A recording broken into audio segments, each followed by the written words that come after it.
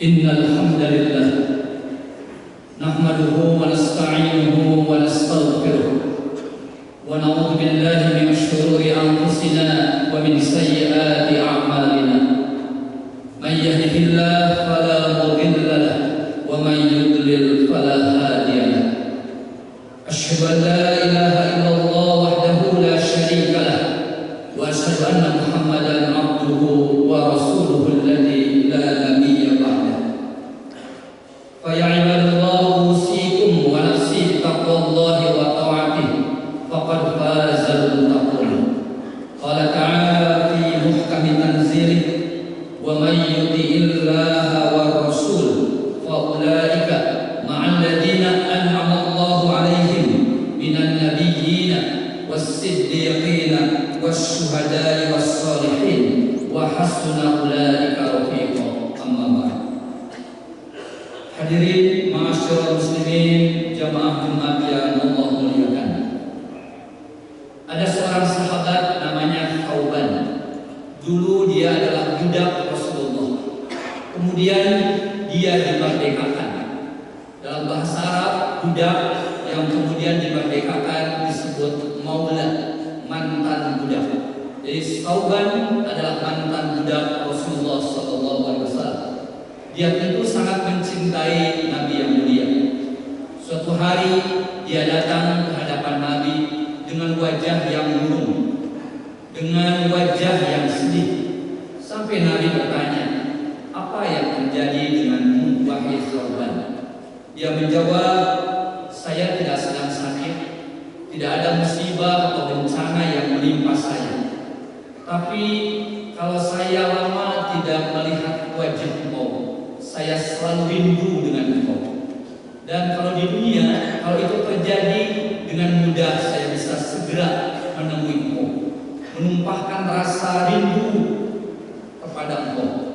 Tapi lalu aku teringat suatu waktu di akhirat kelak, ketika engkau ditempatkan oleh Allah di tempat yang mulia bersama para nabi. Kalaupun aku nanti masuk surga, tentu surgaku di bawah kedudukanmu yang mulia. Apalagi kalau aku masuk neraka, pasti aku tidak akan bisa berjumpa lagi dengan engkau." Itulah kesedihan dan kemurungan yang dialami Thauban. Dia khawatir di akhirat kelak nanti tidak bisa berjumpa lagi dengan sang kekasihnya Rasulullah SAW. Tidak lama kemudian Allah menurunkan satu ayat di dalam Al-Quran, atau dua ayat di dalam Al-Quran, yang ayatnya saya tadi baca dalam muqaddimah khutbah surah An-Nisa ayat 6, 9 dan 70. Wa may yuti'illaha wa rasul, siapa yang taat kepada Allah dan Rasul, fa ulaika ma'al ladzina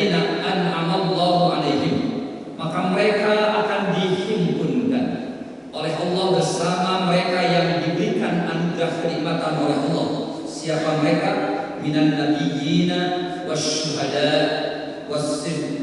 wasiddiqina wasyuhada wassalihin. Mereka lah para nabi, para siddiqin, orang-orang yang benar dan jujur, para syuhada dan sholihin. Wa hasuna ulaika rafiqa, dan mereka lah sebaik-baik teman, sebaik-baik orang yang menyertai. Dzalikal fadlu minallah, dihimpunkan, digabungkan bersama orang-orang baik, orang-orang soleh adalah anugerah yang tak terhingga dari Allah. Wa kafa billahi alima, dan cukuplah Allah sebagai zat yang maha mengetahui. Ayat itu menjadi hiburan dan kabar gembira secara khusus buat Thawban, dan secara umum buat siapapun mereka yang dalam hatinya selalu berupaya mentaati Allah dan Rasulnya, sembari juga tentu mencintai Allah dan Rasulnya. Dan inilah hadirin yang mulia, anugerah pertama, karunia Allah yang pertama yang Allah akan berikan kepada para pecinta Nabi sepanjang zaman. Orang-orang yang selalu berusaha mentaati, meneladani, dan mengikutinya dimanapun mereka berada, dihimpunkan, digabungkan dengan Rasulullah SAW. Buat kita tidak sebagaimana Thawban bisa bertemu, bergabung bersama Rasulullah secara fisik di dunia karena dia hidup sezaman dengan Nabi. Tapi kita yang hidup jauh sekian abad setelah Rasulullah, tentu di dunia secara fisik kita tidak bisa bertemu, tapi di akhirat, di surga, kita bisa berjumpa dengan Rasulullah SAW. Imam Al-Fakhr Razi, seorang mufassir yang tafsirnya namanya Tafsir Al-Kabir atau Mafatihul Ghaib, ketika menjelaskan surah An-Nisa tadi menjelaskan bahwa betul surga Rasulullah atau para nabi itu tingkatan dan derajatnya berbeda dengan surga orang-orang beriman secara umum. Tapi di surga itu orang bisa saling memandang, bisa saling melihat. Bahkan kata Imam Al-Fakhr Razi, di surga para penghuni surganya at-tazawur, bisa saling berkunjung, bisa saling bertemu, sekalipun tempat tinggal mereka berbeda-beda sesuai dengan tingkatan amal soleh masing-masing. Itulah kebersamaan secara fisik bagi siapapun akan diperoleh di akhirat nanti. Tetapi kita juga bisa memaknai kebersamaan dengan Rasulullah di dunia secara psikis, secara kejiwaan. Inilah yang Rasulullah SAW sampaikan ketika ada seorang Arab dari dusun atau dari kampung. Anas bin Malik yang menceritakan riwayat ini kepada kita. Dia datang ke hadapan Nabi, lalu dia bertanya tentang satu pertanyaan. Ya Rasulullah, matas sa'ah, wahai Rasulullah, kapan kiamat itu terjadi? Nabi tidak menjawab.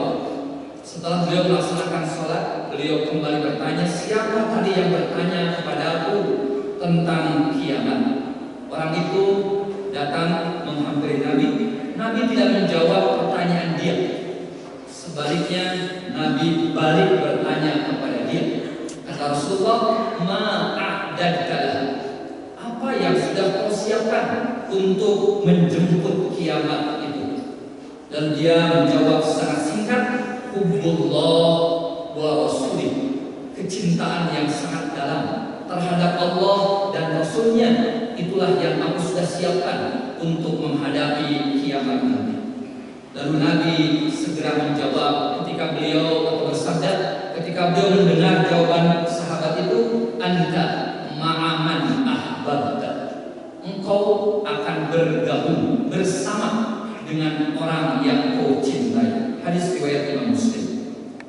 Makna kebersamaan dengan orang yang kita cintai, termasuk dengan Rasulullah, kalau di dunia artinya adalah siapapun yang mencintai Nabi, maka dia akan berusaha untuk bersama Nabi.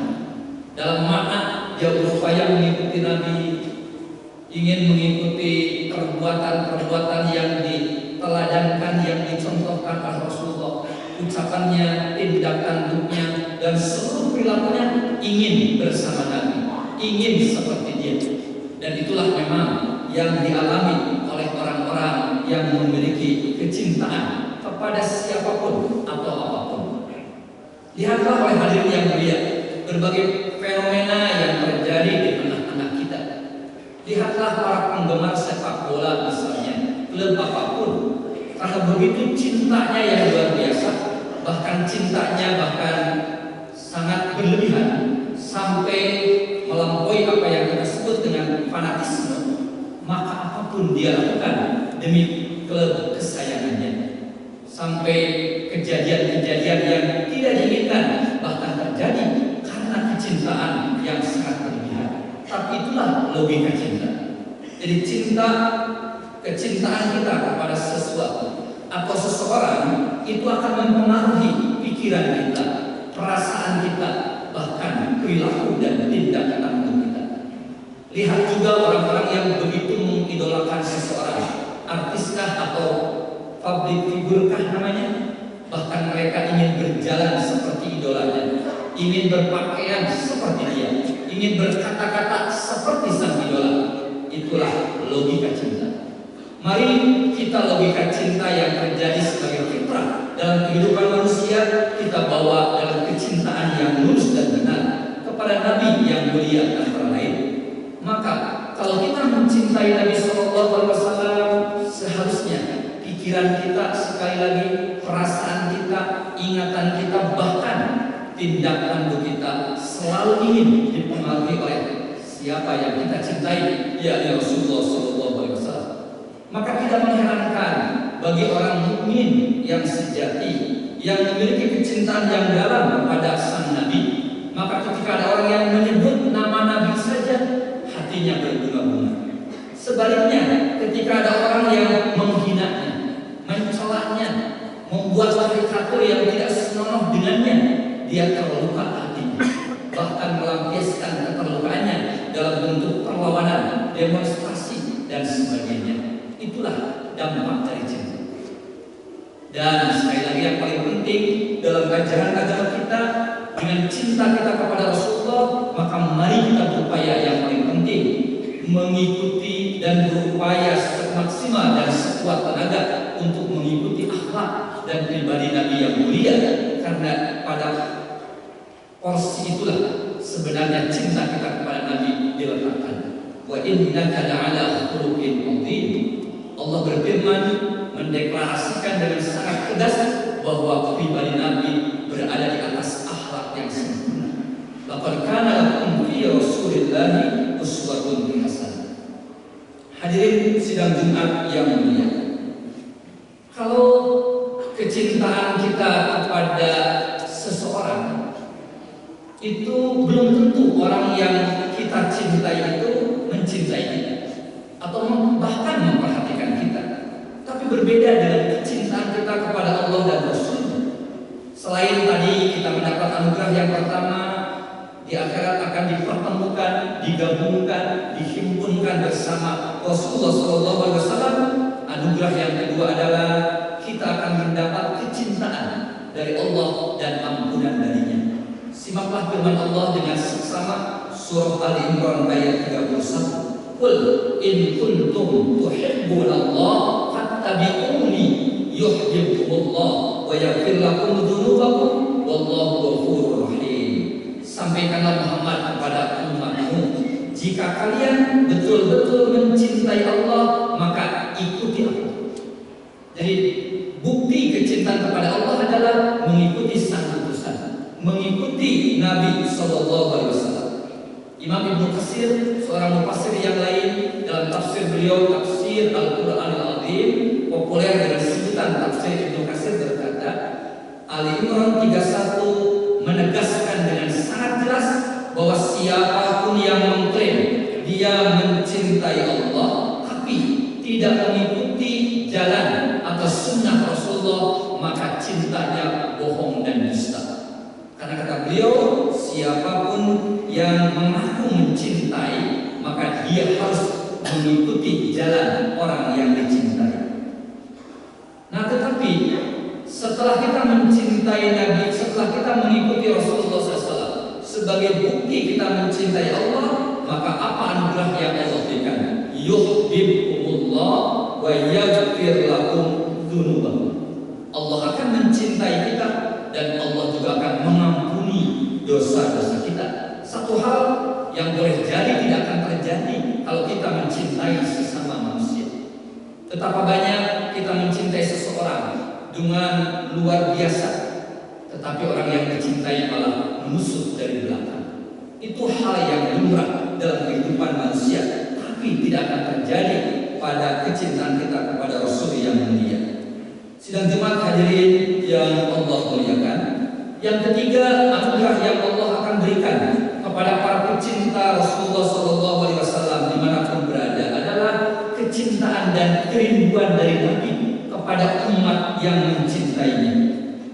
Abu Jum'ah berkata, kami para sahabat suatu hari sedang makan bersama Rasulullah SAW, dan di antara kami ada sahabat namanya Abu Ubaidah al-Jarrah. Lalu dia bertanya, ya Rasulullah, apakah ada orang yang lebih baik daripada kami para sahabat? Kami ini masuk Islam, kami ini berjihad, berjuang bersama engkau. Apa ada orang lain yang lebih baik dari kami? Jawaban Nabi mengagetkan, ya ada. Ada orang yang lebih baik daripada kalian, wahai para sahabat. Siapa mereka? Kaum yang datang sesudahku, mereka tidak pernah melihatku, berjumpa denganku, tapi beriman kepadaku. Hadis riwayat Imam Ahmad dalam musnadnya. Tentu hadis ini harus kita letakkan secara proporsional. Para sahabat tentu tidak mungkin kita tandingi dan saingi dalam perjuangannya, dalam hal-hal yang lainnya. Tetapi Nabi dalam konteks ini sedang membandingkan atau berbicara. Kira-kira kalau para sahabat itu iman kepada Rasulullah itu sesuatu yang wajar. Mengapa? Mereka melihat Nabi langsung. Mereka mengalami apa yang dilakukan oleh Nabi. Mereka melihat dengan mata kepala sendiri mukjizat, kelebihan, keanggunan akhlak, kesempurnaan Rasulullah secara langsung. Tapi kalau ada orang yang tidak pernah melihat Nabi, tidak pernah berjumpa dengan Rasulullah seperti kita, tapi dia mencintainya, bahkan mengikutinya, kata Nabi, orang itu hebat dan luar biasa. Dan itulah kata Rasulullah, orang-orang yang beliau sendiri merindukannya. Terakhir saya menyampaikan satu riwayat yang disebutkan oleh Imam As-Suyuti dalam tafsir beliau, tafsir Ibnu Katsir, sebagian menyebutnya sebagai sebuah hadis. Suatu hari Rasulullah di hadapan para sahabat bertanya kepada mereka, menurut kalian siapakah orang yang imannya paling hebat, paling menakjubkan? Para sahabat menjawab, para malaikat ya Rasulullah. Kata Nabi, bukan. Bagaimana para malaikat tidak beriman kepada Allah? Bukankah mereka pesuruh-pesuruh Allah yang bisa berhubungan langsung dengan Allah, berada di samping Allah? Jadi kalau mereka beriman, wajar. Lalu kata para sahabat, kalau begitu para nabi dan para rasul. Kata Nabi, bukan. Bagaimana para nabi, para rasul tidak beriman? Bukankah Allah menurunkan wahyu dan perintahnya kepada mereka? Mereka bisa berinteraksi dengan para malaikat juga. Lalu kalau begitu kami para sahabat ya Rasulullah yang imannya paling mempesona atau menakjubkan. Bukan pula kata Rasulullah, bagaimana kalian tidak beriman? Padahal aku berada di tengah-tengah kalian. Kalian bisa menyaksikan apa yang kalian lihat dari aku. Lalu mereka bertanya, kalau para malaikat bukan, para rasul bukan, para sahabat bukan, siapa mereka ya Rasulullah? Beliau menjawab, mereka yang datang sesudahku, beriman kepadaku, padahal tidak pernah melihat dan berjumpa denganku. Alangkah bahagianya aku ingin ketemu dengan mereka. Rasulullah sangat merindukan, sangat ingin bertemu dengan para pecintanya dari kalangan umatnya, terutama mereka yang tidak sempat bertemu dan berjumpa dengan Rasulullah. Hadirin sekalian Jumat yang mulia, sekarang kita bisa mengerti mengapa di dalam ajaran agama kita bertebaran ayat dan hadis Nabi yang menyuruh dan memerintahkan kita untuk mencintai Rasulullah SAW melebihi kecintaan di atas apapun dan siapapun, tentu setelah cinta kepada Allah. Karena melalui pintu cinta kita mudah mengikuti Nabi, kita mudah meneladani Rasulullah, dan kita mudah ingin mengikuti akhlak beliau. Barakallahu li wa lakum bil Qur'anil azim wa nafa'ani wa iyyakum bima fihi minal ayati wal dhikril hakim wa taqabbal minni wa minkum tilawatahu innahu huwal ghafurur rahim.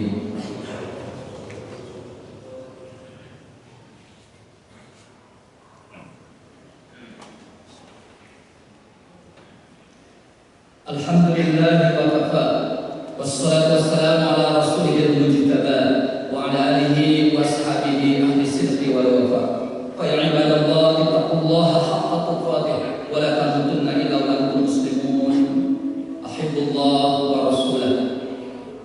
Inna Allaha wa malaikatahu yusholluna 'alan nabi ya ayyuhalladzina amanu shallu 'alaihi wa sallimu taslima.